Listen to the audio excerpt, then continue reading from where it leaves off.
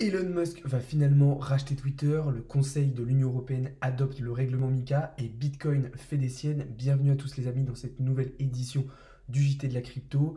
On se retrouve aujourd'hui pour une nouvelle vidéo avec beaucoup de grosses actualités en ce milieu de semaine.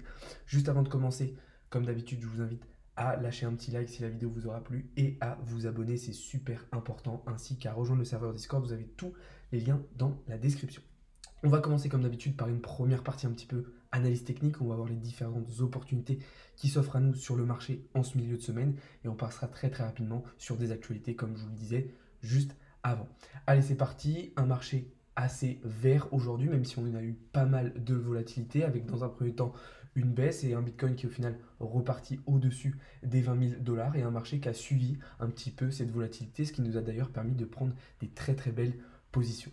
Du côté de l'indice Fear and Greed, un indice à 25 aujourd'hui, on est remonté un petit peu étant donné la volatilité qu'on a eue sur le début de semaine, mais on reste dans un niveau de peur extrême.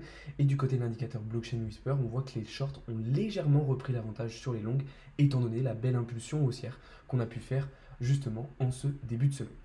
Comme je vous le disais, tout ça s'explique par un Bitcoin qui a plutôt bien bougé aujourd'hui, alors de la volatilité à la baisse, à la hausse, mais ça nous a permis de prendre pas mal de positions. Je vous le rappelle, moi, mon scénario, en tout cas celui que je privilégiais sur Bitcoin, c'était celui d'un rejet sur les 20 300 dollars qui correspondait à une résistance intermédiaire.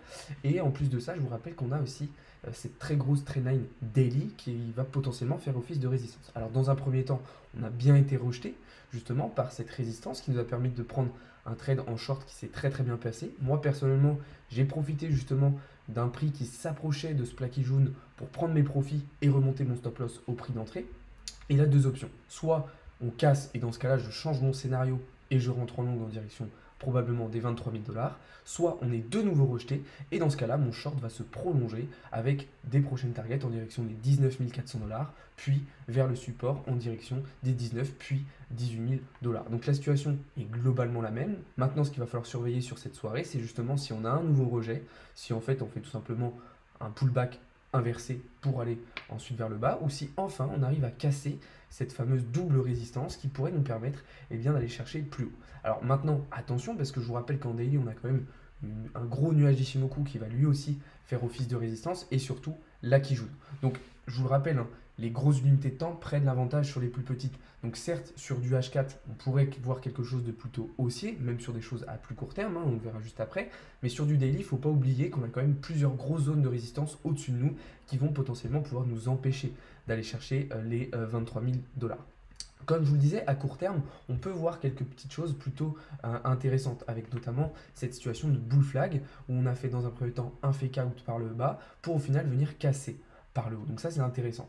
Là, moi, ce que j'ai fait justement, c'est que je me suis positionné à la hausse, tout simplement, sur du coup une autre prise de position indépendante de mon short. Donc pour ça, j'ai dû évidemment utiliser une autre plateforme, un trade qui va se dérouler un petit peu de cette manière, avec une prise de profit très rapide.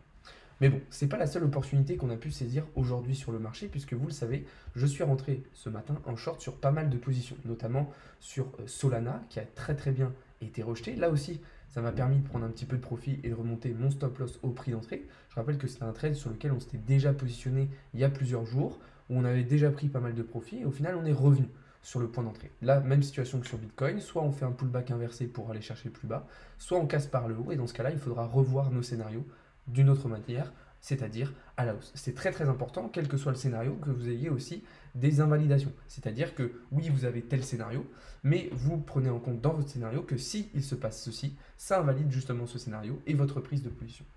On était aussi en short sur EGLD, ça a très bien démarré. Même chose pour Avax. Alors là, pour Avax, ça s'est passé à merveille, vu qu'on est venu chercher toutes les targets qu'on s'était fixées.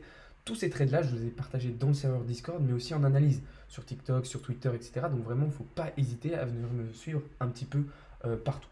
Donc voilà un petit peu les différentes opportunités sur le marché qu'on avait en ce milieu de semaine. Une volatilité assez intéressante qui est relativement corrélée aussi avec ce qui se passe sur les marchés financiers traditionnels. Un dollar qui a plutôt bien chuté et puis au final qui s'est bien remis vers le haut cet après-midi avec l'ouverture des marchés américains et quelque chose de similaire avec Nasdaq et S&P 500.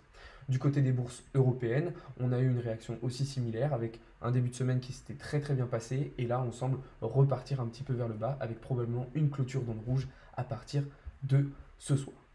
Donc voilà un petit peu ce qui se passe sur le marché, beaucoup de mouvements. Et en fait, ce mouvement, on va aussi le retrouver, alors c'est pas vraiment du mouvement, mais cette diversité, on va la retrouver aussi dans les actualités autour de l'écosystème crypto.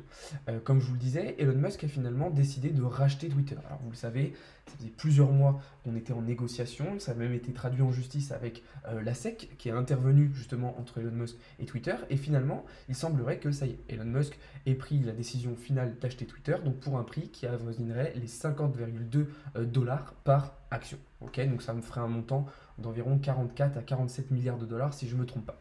Suite à l'annonce, hier soir, on a eu tout de suite une réaction sur le cours du Dogecoin notamment, qui a très bien réagi à la hausse. Donc il y avait une belle opportunité pour ceux qui tradent l'actualité, c'était effectivement quelque chose d'intéressant. Et on a eu aussi une réaction du côté de l'action de Twitter, qui a repris pas mal de valeur justement suite à cette actualité, vous le voyez, et qui a aujourd'hui d'ailleurs continué à très bien performer. Alors moi, qu'est-ce que je pense de ce rachat? Parce que tout le monde a un petit peu un avis, et il y en a qui disent que c'est bien, il y en a d'autres qui disent que c'est pas terrible. Moi, je trouve que c'est une très bonne nouvelle pour plusieurs raisons.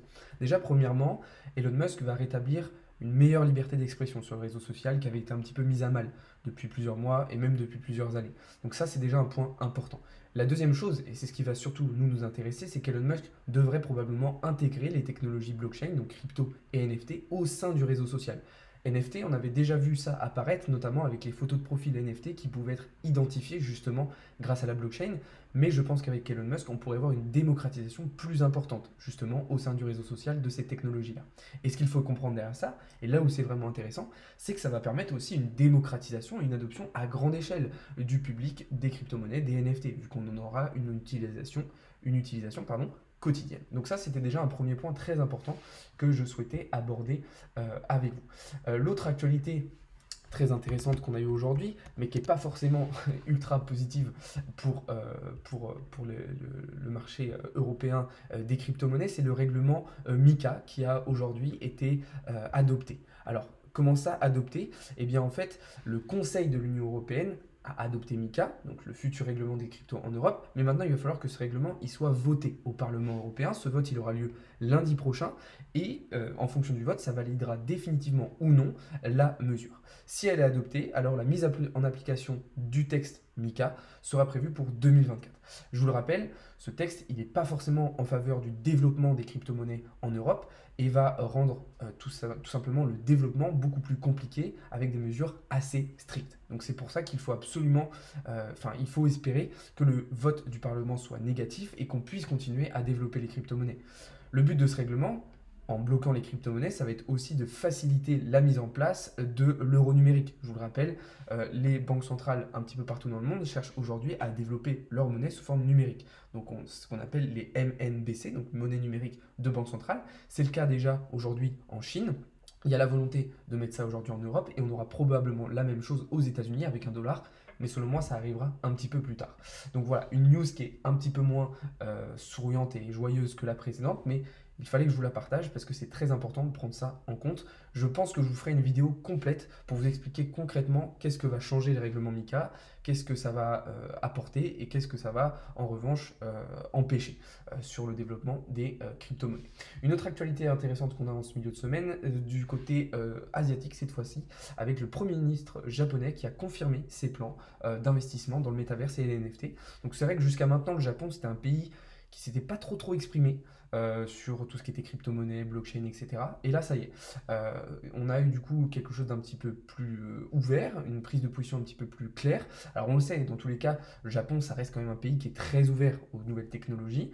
Et donc là, monsieur Fumio Kishida, a mentionné le métaverse et les NFT comme des axes de développement pour leur pays. Donc eux ont potentiellement vraiment la volonté d'intégrer en fait cette nouvelle technologie dans le développement du pays. Donc dans plusieurs secteurs probablement, comme le sport, la santé, l'économie, etc. Un exemple qui, je pense, on devrait suivre, nous, Européens, plutôt que de vouloir se fermer absolument à ces nouvelles technologies. Donc voilà un petit peu ce que je voulais vous dire et je vais terminer je vais bientôt terminer une avant-dernière actualité, c'est sur le hash rate du Bitcoin. Alors, qui a touché un nouvel ATH, je vous en avais déjà parlé un petit peu hier. Alors, qu'est-ce que c'est le hash rate? C'est tout simplement la puissance de calcul du réseau Bitcoin. Et cette puissance de calcul, aujourd'hui, elle a atteint un ATH. Mais alors, qu'est-ce que ça veut dire? Ça veut dire que le réseau blockchain Bitcoin, Bitcoin se porte bien, qu'on ait une très très bonne puissance de calcul et que du coup tout se passe bien. C'est très important dans un contexte économique aujourd'hui extrêmement compliqué, d'avoir un Bitcoin qui est en forme, qui fonctionne bien et qui a une bonne puissance de calcul. Puisqu'on le sait, un hash rate qui serait en difficulté pourrait potentiellement impacter le prix du Bitcoin à la baisse. Ça avait été le cas par exemple au début de l'année 2022, enfin au milieu de l'année 2022, au printemps, et ce qui n'avait pas aidé justement dans un contexte défavorable et dans un contexte de bear market. Enfin, je vais terminer du coup ces actualités avec l'emploi aux États-Unis qui recule enfin, qui baisse enfin. Alors qu'est-ce que ça veut dire en fait cet emploi qui diminue aux États-Unis? Eh bien, ça veut dire tout simplement qu'on a une demande qui est elle en baisse. Alors on était à environ 11 millions 7 de prévus et au final on descend à 10 millions. Donc c'est plutôt quelque chose d'intéressant. Maintenant ce qu'on va voir c'est est-ce que la Fed en réaction justement à cet emploi qui diminue va du coup stopper sa hausse des taux d'intérêt comme lui a demandé d'ailleurs l'ONU ou s'ils vont rester totalement bornés et continuer de hausser les taux d'intérêt sans cesse, encore et encore. Comme je vous le disais, donc on dit généralement bad news is a good news et donc un ralentissement de l'emploi pourrait justement encourager la Fed à se calmer un peu. Mais bon, dans tous les cas, il faudra de toute manière que ces actualités soient accompagnées d'une baisse de l'inflation. Sinon, ça ne fera pas tant sens que ça et ça ne servira pas à grand chose.